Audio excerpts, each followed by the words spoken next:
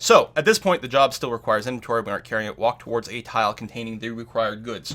So we're going to start off with a really dumb implementation. Fix me. This is a very dumb, simple, unoptimal initial setup. What we're going to do is we're going to grab the very first thing in Inventory Manager in this list. We're not checking for proximity. We're, nothing like that. We're not even checking for accessibility at this point. We're just going to find the first thing in the Inventory Manager list that is of a type that we need. So, find the first thing in the job that isn't satisfied. So that's going to be very simple. We're going to say inventory unsatisfied. Sure, that seems fine. And we're going to say, so my job dot inventory requirements.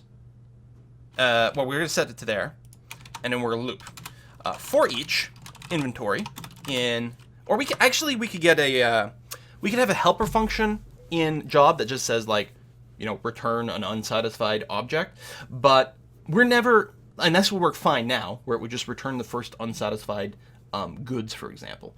But that's not something we're going to use later on, because what we're actually going to want to do is scan through all the unsatisfied goods. And, well, actually, I guess not. Hold on. As I say, we're going to want to scan through all the unsatisfied goods, and then for each one of those, find out which one is closest. But really, I mean, we don't care. Like, if a furniture needs, again, metal plates, copper wire, and fiber optics, we don't care which one of those three is the closest to the wall. Eventually, we have to make the trip for all of them, so we can go through them in order. First, like the first unsatisfied thing might be steel plates. Great. Then we care about what's the closest steel plate. But we don't really care in what order we collect them in, and we could start with the thing that's furthest away. Like if there's a fiber optic right next to the furniture, and we go and get the fiber, and we go and get the metal plates from a mile away first, it's kind of a moot point, because eventually we're going to have to walk a mile over there anyway. So I think it's okay if we just go top to bottom. So then, it's perfectly fine if we do something like public inventory get first unsatisfied or desired. I guess we're using desired. First desired inventory. And we probably do want to reference the inventory itself so that we can find out exactly how many it needs. But we could return just a type or something like that. No, this is good. So what it's going to do, it's going to, for each inventory, in inventory requirements, if inv.max stack size is larger than in the current stack size, then we return this. Otherwise, we'll return a null if we fail to find anything. But this way, it'll just find the very first desired inventory and return that. And that's going to turn out to be perfectly fine. And again, we'll use desired because I think that's okay. My job dot get first desired inventory. Okay. So this, I think, is still fine. I think this is always going to be the case, and that's okay. So the actual dumb part is going to be this. We're just going to walk to the first one we find in the array. So we're going to say, hey, inventory manager. So same curtile dot world dot inventory manager dot inventories of type desired dot object type. Actually, I guess we should do like a contains first. That's probably a good idea. Okay, let's create a function in inventory manager. We're going to create this. We're going to say something. It's going to be a public. It's going to return an inventory. It's going to say get closest inventory of type. And it's going to take in a string of object type. And it's going to take in a tile T. So our character over here is going to say, listen, okay, we know what we want.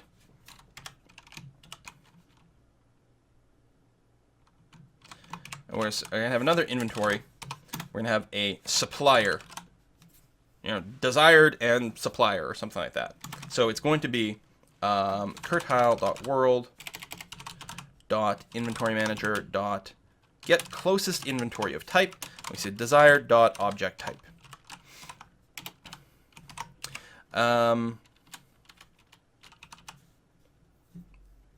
We could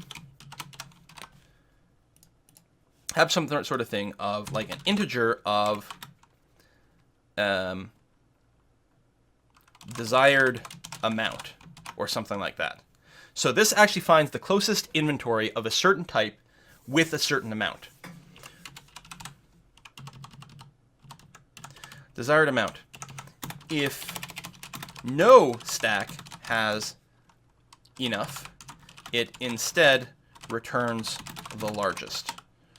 Right? So let's say we need 5 steel plates, but we don't have a stack that's got 5 or more, but we have one that's 4, then it'll return the 4th. That's the dream of this. Our first pass, we're lying, right? We're sort of promising that we're returning things like this, but that's not going to be the case. So we're going to be lying. But that's all right. So we need a certain type. We are currently standing in current tile, and the amount we need is the desired dot max stack size minus the desired dot current stack size. So that's how much we need to satisfy this. I guess I can go ahead and do something like that because that's quite wide. There we go.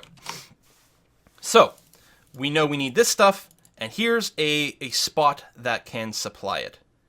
That presumably belongs in the world. Oh, that's interesting, yeah. It returns a stack as opposed to a tile, although the stack should know, supplier.tile.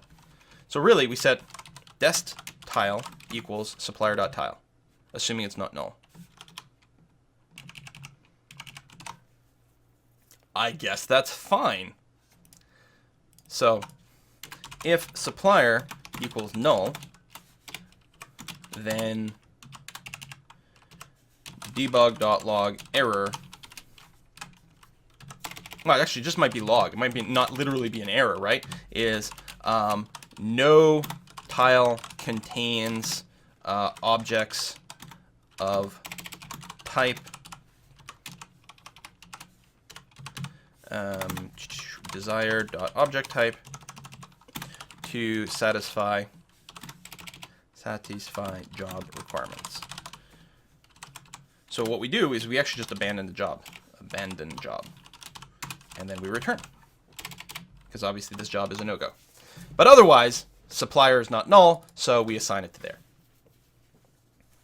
So what Inventory Manager is going to do is it's going to lie right now. It's going to say, get closest inventory of type. That's not what it's going to do. Instead, what it's going to do is say, for each inventory, inv, in our inventories of type, object type, and actually we need to make sure that that, exists. So, same as a lot of these others. Boop.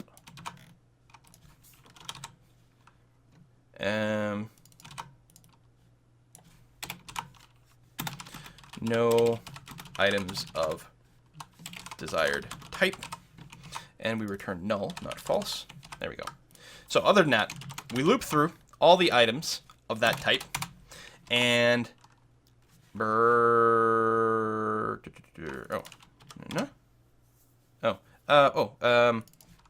inventories. There we go. For each inventory in inventories of this type, if inventory dot tile not equals null. So we need to make sure we've got an inventory that actually belongs to a tile that isn't just in space. Again, this will be dramatically close. So fix me. A, we are lying about returning the closest item. B, there's no way to return the closest item in an optimal manner until our inventories database is more sophisticated.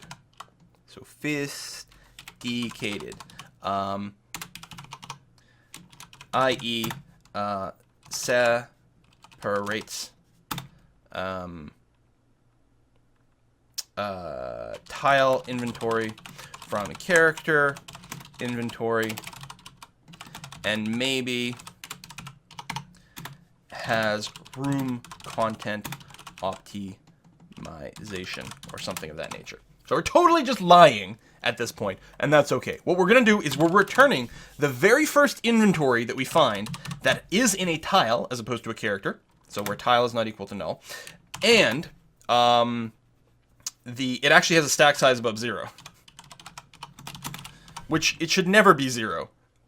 But, you know, we'll put in a little bit, well, actually, it should never be 0. In fact, we'll be very happy if we return a stack size of 0 and then, like, catch that problem somewhere else. So, if we found a piece of inventory of the right type that belongs to a tile, then we return that. And that's it. So, very simple. We just literally find the first one. And this is actually going to be very fast right now because we've got a dictionary of object type. So presumably it doesn't have to loop. It can just return the very first thing in the list. Used most of the time. Sometimes it won't have a tile, so it'll loop through until it finds one. But this will be very fast. Worst case scenario, probably check 2 or 3 inventory stacks, and then it'll be good to go. So it's not returning the closest one in any way whatsoever. It's just returning a 1. And that's going to be fine for now.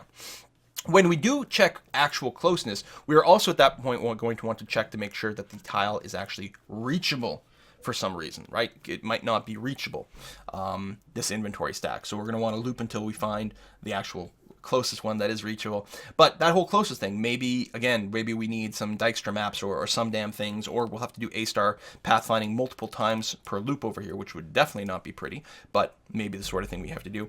But if we divide our world up into sort of rooms and that sort of thing and use that for pathfinding, then we can probably very easily do a quick pathfinding here. So basically, it turns into not strictly get closest inventory of type. This may instead return an inventory of type in the nearest room. Most likely the room you're in, or an adjacent room or something like that. Very minimal pathfinding involved to find a close-ish one at that point. Or we could do, like, return closest one purely like Euclidean distance, for example, or Manhattan distance or something of that nature. So we're not actually doing a pathfinding check. We're literally finding the one that is physically nearest to you, even if it's not the one that's fastest to walk to. But for now, we're doing none of that. Excellent. I love lying to our little AI people. They don't know any better. Right, so at this point, we have found out a location, and we've got a destination, which is great. And we are doing this sort of over and over. We're going to find the first thing and do this, which we're going to want to optimize at some point. So it's almost like what we want to do is instead of walking towards a tile that contains the required goods. So I was going to say, like, find one that's not there, walk to it. If we're already in that target tile, then pick it up. We actually want to change the logic around. We want to say, are we standing on a tile with goods that are desired by the job? Because maybe we'll start off assuming or checking to see if we're already there. So what we can say is if curtile dot inventory not equals null and curtile and my job dot desires inventory, that is the curtile dot inventory, pick up the stuff. And then as an else, and we can either else or return, but let's say we else this, we'll walk towards that tile. We set a destination and then return. Pick up the stuff. There we go. So how do we pick up the stuff? Well, what we need, I guess with InventoryManager, we can have another place inventory that takes in a character. So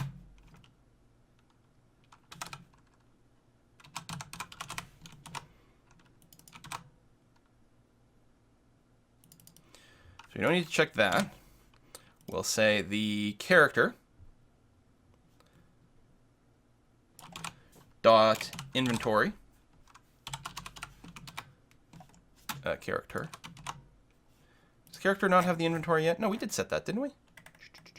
Maybe we didn't. Yeah, inventory. Oh, let's just make it public for now because of laziness. But also, I mean, within your own game, it's actually not going to be too bad. Depends on if we're making, interfaces or whatever. We can always clean this up later. So character's inventory is going to grow if the character's inventory max stack size is larger.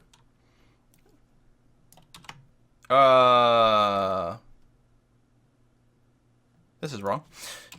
There we go. The stack size is less than the current stack size. Same thing here. There we go. I'm sure I had plenty of people leaving comments in there. But then we subtract the current stack size from the max stack size. And we set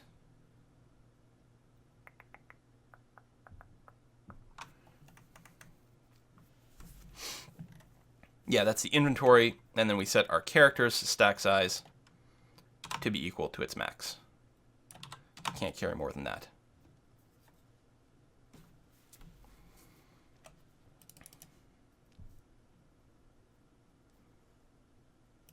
So if we hit a stack size of 0 in this inventory, which is the source, then we make sure to remove it from our inventory's array. And at the same time, it really does need to be cleaned up from whatever. It needs to be removed from the tile. I mean, which we could do here when we pick it up.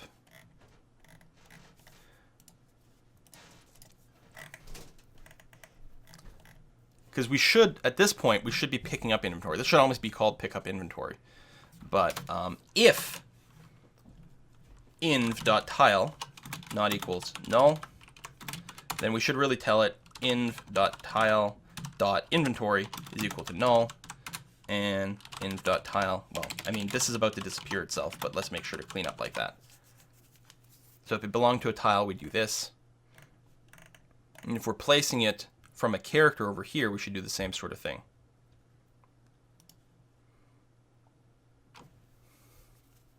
Actually, I'll make a little function called void cleanup inventory stack, or remove inventory. That's probably okay. Inventory inv like this. And this is if the stack size is 0.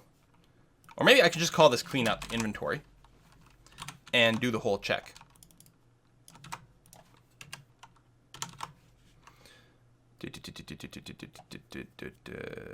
Yeah, see, again, this should just be inv.that, which I'd cleaned up somewhere else. So if it contains that, that's good.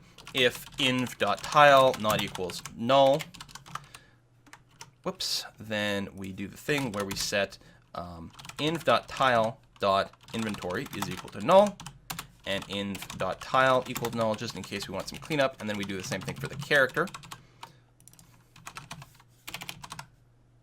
Whoops.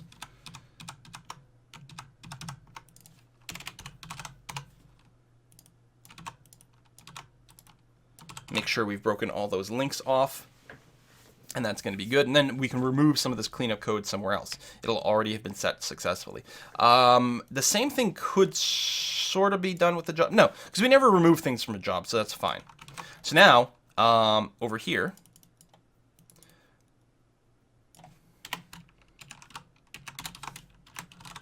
we can do this. All right, and clean up. And clean up. So whenever an inventory stack shrinks for any reason, we should then call cleanup inventory on it to make sure that if it's gone 0, we remove it from all the lists and things like that, and that's pretty good. Okay. So we have 3 versions of place inventory. One puts it on a tile, one puts it on in a job, and one puts it on a character.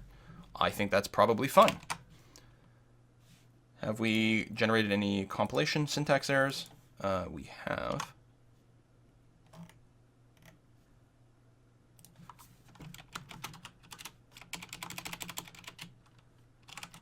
What? Can I just do this?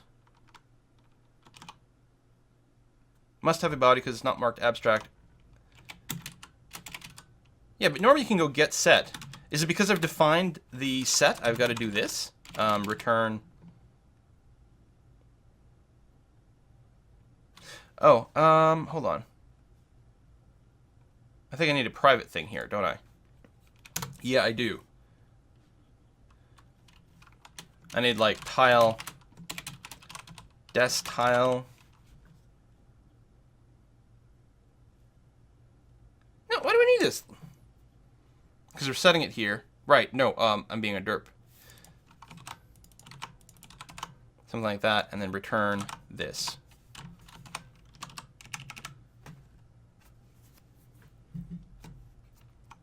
I feel like I've gone and done a little bit something silly, but we'll see how it goes.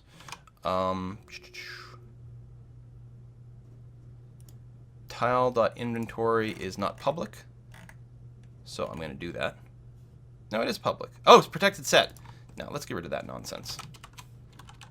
Let's just do this. I mean, I guess it's because we want place inventory to run with combining stack sizes. Yeah, we're going to have to figure out some way to, I don't know, do something different here. Inventory requirements dot values is what we're looping through. Man, there is a lot left before this works, but I mean, the moving to and picking up stuff should sort of kind of be there. Wow, already a bunch of errors, which I guess is fine.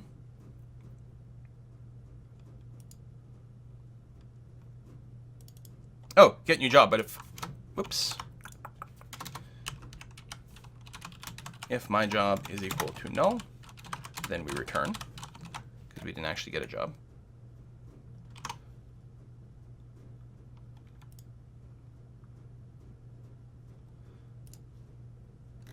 Okay. If I tell you to build a wall here. Holy crap!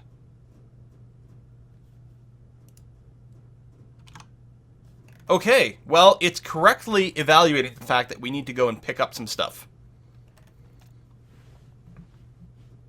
But I don't think it's getting it. Because it's just walking to the site and not actually picking up the tiles. And it's going through here. And I can just barely see, I guess if I go and hide the character sprites.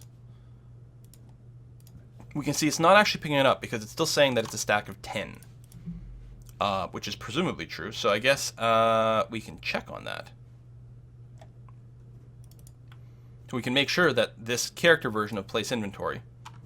Oh, wait, what? Is this it? Oh, no, that's that one. It's over here. Oh, pick up stuff doesn't actually do anything. So what we have to do is say curtile.world. I should probably just put a little thing to get the world easier, but this is okay. Dot InventoryManager dot place inventory within ourselves from the current tiles inventory. Oh! And right now we're just grabbing the whole thing. We probably want to specify a number. Yeah, we do. And we actually don't do that anywhere. We always assume... I guess with the character variant, we might want to specify some amount. I guess we could with all of them. We could do something like int amount. We could set it to something like -1. And if it's -1, then we assume we want to grab as much as possible. But otherwise, we limit it. So something like if amount is less than 0, then we set amount to be equal to the inventory's current stack size. So we try to move the whole thing. But otherwise, we just move the amount. So we do that. And it doesn't necessarily go down to 0. Well, I guess then we just shrink this one by the amount. And then otherwise, if we end up overshooting the stack, then we make them balance out. We don't care about the amount anymore. We just cap 1. We just bring 1 to its literal maximum.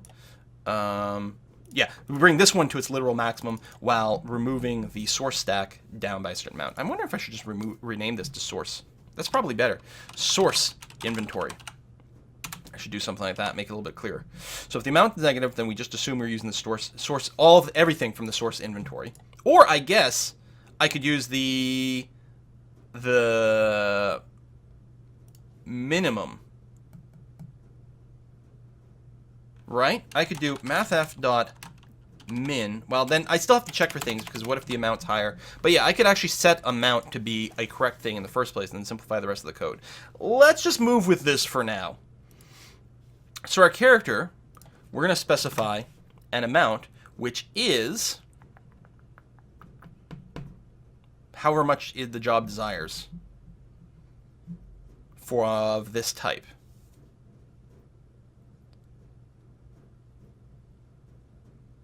which I could figure out really easy. I think it's going to be handier to say something like int desires inventory type. Why don't we have it return an integer instead of a false? Right? 0, 0. Otherwise, we return the difference between our desired amount minus the amount we already have now. I like that. So desired inventory type is actually going to... So desired inventory amount, maybe? I don't know. We'll keep that name. Is greater than 0. Then we say, excellent, we're going to pick up that amount. Yeah, I was going to say there's probably at least one more place if the desire is greater than 0. So let's try this again. There's still lots of things we're going to have to fix, optimize, improve. Okay. Null references means things are happening. That's cool. You know what's happening? Right, our character doesn't currently have an inventory. It's null, it's 0. It's no go. So what we have to say is if character.inventory is equal to null, then let's just give them a new inventory. Equals new inventory.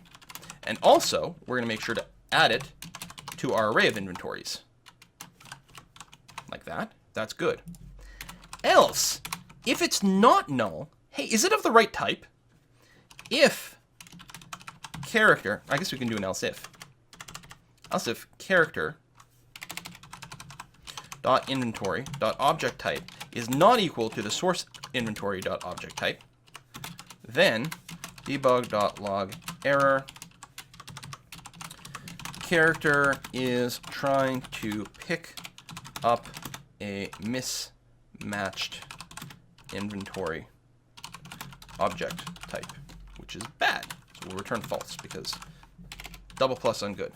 But there we go. So now we ensure that the character actually has an inventory because that's what we're getting the error for. We're trying to add to something that doesn't exist.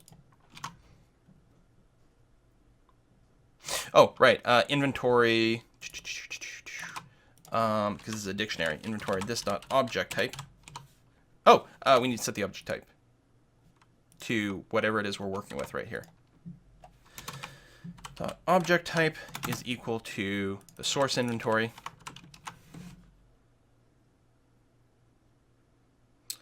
I guess we can just like sort of clone almost, right? Source inventory dot clone, but make sure that the stack size gets set to 0. So this way it'll have the same maximum. Add character dot inventory. I can see a bit of a glitch coming here because we are also copying the max stack size, which is fine for 90% of it, or 99% of it is fine. But the max stack size of the inventory that belongs to a job is based on how much it actually requires for the job, not based on how stackable something is. And then if we cancel a job and then we drop all the stuff on the ground, it may end up with wrong stacking values, but we can deal with that later on when we actually get to canceling jobs. So this way, okay, character will have inventory that is in every way identical to the source inventory except with an initial stack size of 0. Okay, and then we set the stack size in another way over here, which is fine. I mean, we could preset it to the amount, but this is going to be fine because then we go through the same unified process. So let's try this again.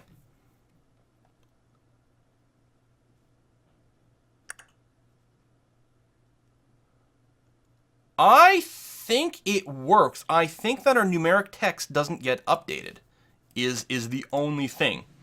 When we modify inventory,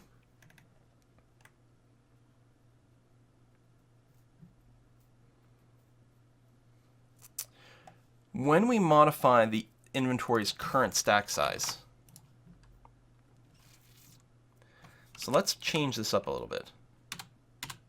Let's make a protected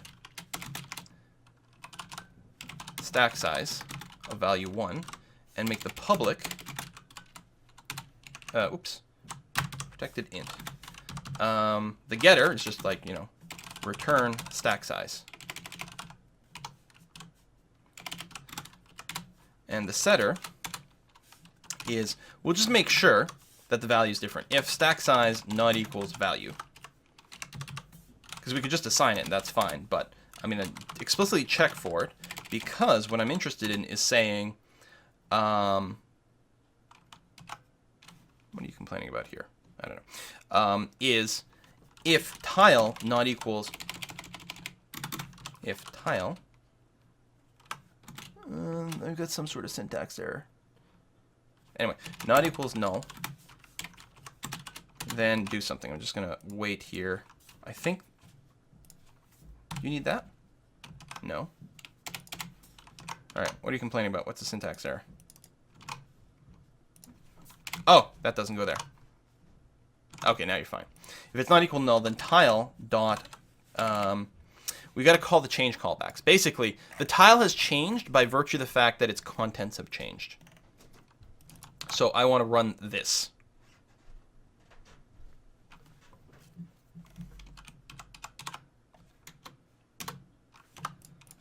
So again, let's make more things public for now, because that's never worked out badly. If my tile is not equal null, and the tile dot callback is not null, then call the callbacks. Oh yeah, we have to, I think, pass it the tile itself.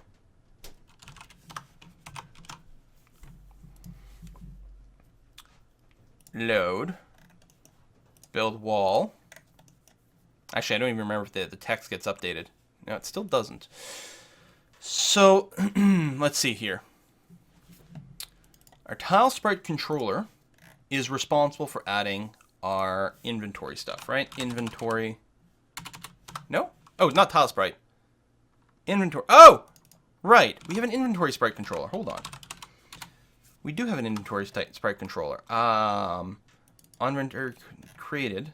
We have on inventory change, but no callbacks. Okay, so we don't actually have to call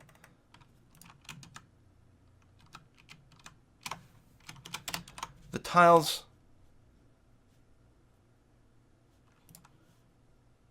We don't have to call the tiles change. We have to call our own changed callback. And we just hadn't done that yet. Okay, so we need a callback.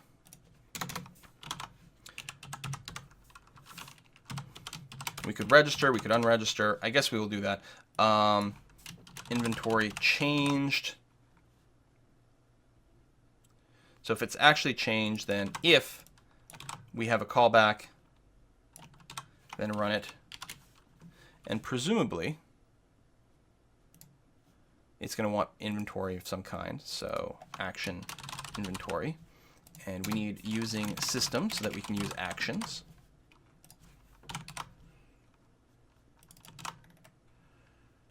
And a lot of times, most of our inventory stacks are going to be, a lot of them will be internalized, right? Like inventory stacks, God, this video's gone on long. Inventory stacks that belong to jobs don't have a sprite that renders them. Any inventory stack that is on a character doesn't necessarily need to callback change. Although, you know what? A lot of tooltips and stuff will actually care about that.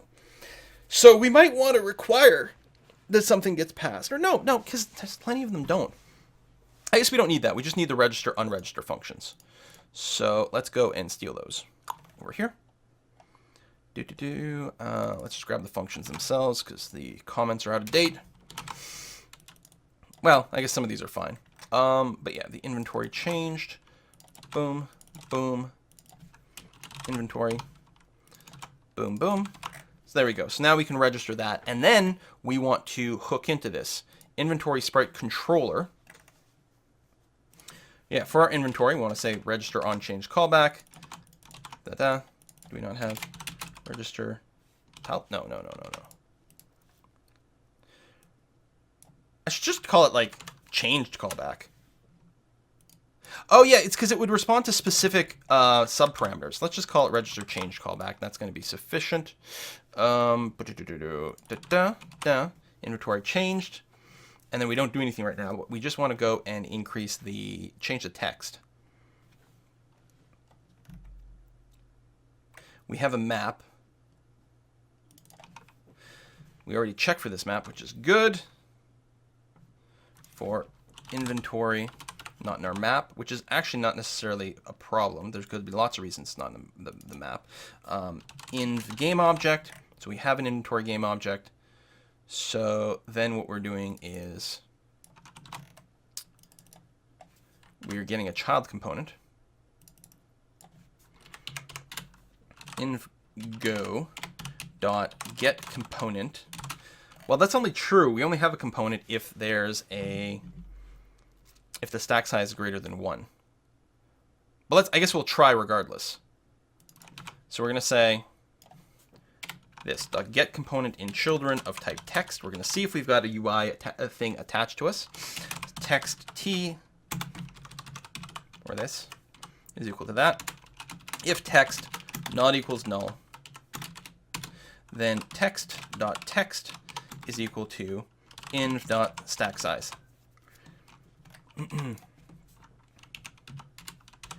Fix me. If max stack size changed to from 1, then we either need to create or destroy the text. Because things with a max stack size of 1 don't have the text right now. So this, I believe, will get called now. Ugh, can I convert? Oh, dot toString. I believe this will get called now when we pick something up. System action does not take 0. Oh, this.